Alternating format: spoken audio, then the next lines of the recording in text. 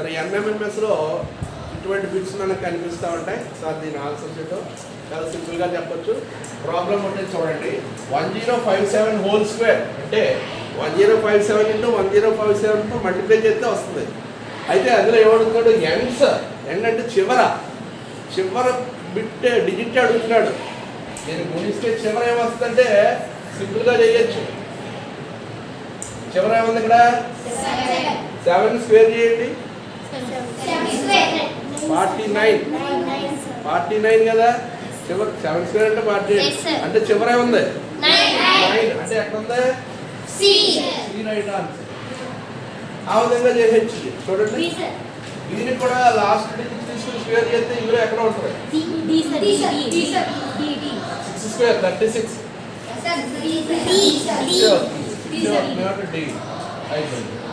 అదేవిధంగా ఇక్కడ ఒకటి కాకుండా మొత్తం 3 ఇచ్చి ఆ 3 లబ్ధము ప్రోడక్ట్ అంటే ఇంటూ చేయాలి.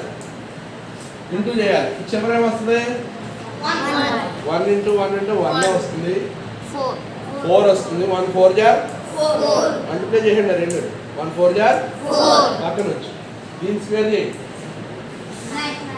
9 4 9 జార్ 36. చివర ఏమొచ్చింది?